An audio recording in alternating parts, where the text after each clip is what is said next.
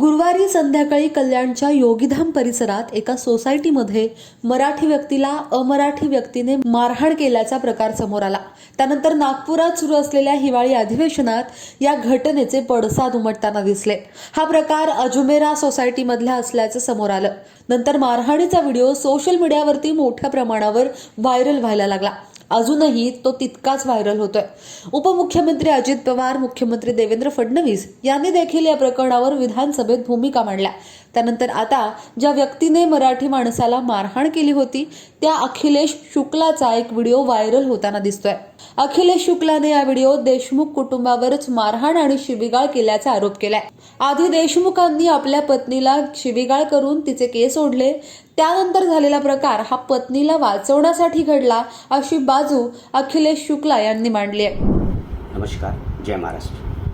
माझं नाव अखिलेश शुक्ला। मी योगीधाम अजमेरा हाइट्स 1ला राहतो।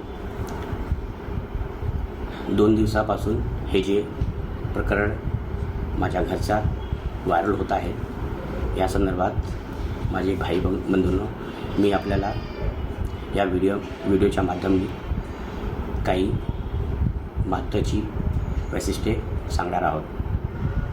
नेमके काय झालेले आहेत। माझे भावांनो,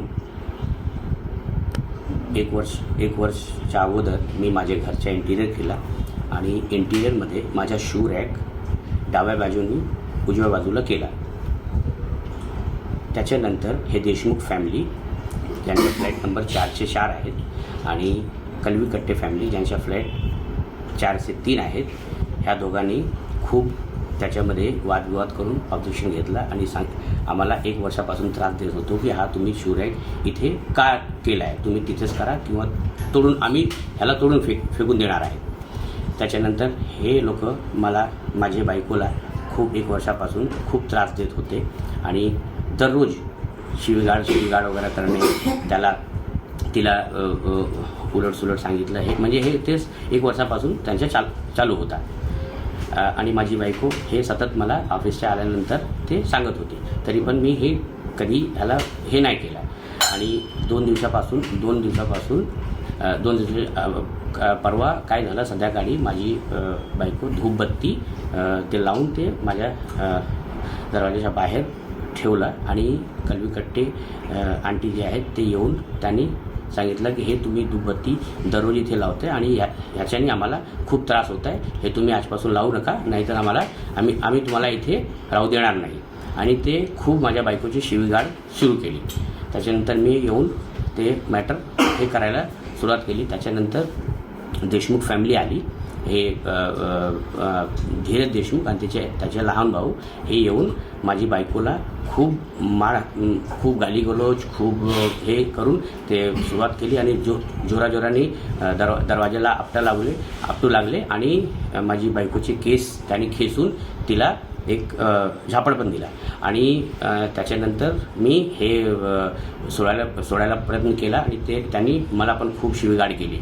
आणि त्याच्यानंतर हे लोक असा हे विषय जे आहेत हे दुसऱ्या बाजूनी करून हे व्हिडिओ व्हायरल करत आहेत। याच्या मागे जी व्हिडिओ व्हायरल होत आहेत त्याच्यामध्ये नुसतं झगडा जे चालू आहे तेच दिसतं आहे, त्याच्या मागे नेमकं काय आहेत ते कोणाला माहिती नाही। ते मी आज ह्या व्हिडिओच्या द्वारे मी आपल्याला सांगितलं आहे।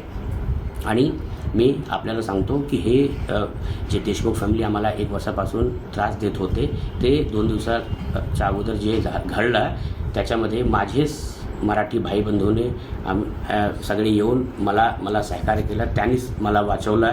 आज हे आम्ही 5 पिढ्या इथे आहोत, महाराष्ट्रामध्ये आहेत आणि 100 वर्ष झाले आम्हाला।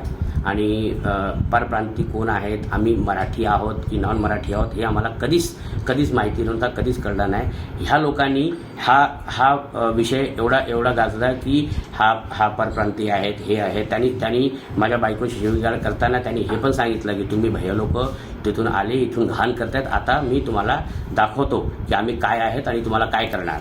आणि याच्यानंतर मी सगळे हे आपले मराठी भाई बंधू जे आहेत त्यांनीच मला सहकार्य करून ते आले आणि आम्हाला वाचवलं। आणि मी आपल्याला हे सांगतो की आज 100 वर्ष झाले आम्हाला इथे राहायला. माझे कमीत कमी 80 ते 90% जेवढे माझे भाऊ बंधू मित्र आहेत सगळे मराठी भाईबंधू आहेत आणि मी पण मराठी आणि महाराष्ट्रीयन्स आहेत.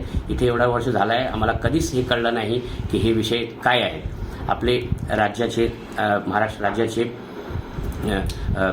हे आराध्य देव श्री छत्रपती शिवाजी महाराज साहेब आणि सन्माननीय बाळासाहेब ह्यांनी आपल्या सर्वांना हेच मेसेज दिला आहे की आपल्या राज्यामध्ये कोणीही स्त्री वुमेन ते खूप सेफ आहेत, त्यांना कधीही कोणी काही करू शकत नाही. आणि आपल्या राज्यामध्ये हे उलट झालेलं आहे की ह्या देशमुख फॅमिलीने माझी बायकोला मारला, माझी बायकोला खूप शिवगाळ करून आणि हे केलं आणि ह्या बचावासाठी आम्ही जे केलं हे माझे बायकोला वाचवण्यासाठी हे सगळे केलेलं आहेत. आणि त्याच्यानंतर ह्या लोकांनी हे परप्रांती विषयच्या हे करून ज्याच्यामध्ये काही तथ्य नाही आणि हे विषय करून ते लोक विषय जे आहे ते डावलून कुठून ते कुठून करत आहेत. आणि म्हणून मी ह्या व्हिडिओमधून आपल्या सगळ्यांना विनंती करतो की ह्याची जी सच्चाई आहेत हे आपण आपल्याने बघावं. आणि सर्व माझे मराठी भाई बंधूंनी मी पण महाराष्ट्रीयन आहे, आम्हाला सहकार्य करावे आणि याची दक्षता घ्यावी. जय हिंद, जय महाराष्ट्र. या साऱ्यावरती तुमचं म्हणणं काय? खाली कमेंट बॉक्समध्ये तुमच्या प्रतिक्रिया अवश्य नोंदवा. आत्तापर्यंत सबस्क्राईब केलं नसेल, फॉलो केलं नसेल तर लगेच लोकमतला सबस्क्राईब करा, फॉलो करा आणि पाहत रहा लोकमत. धन्यवाद.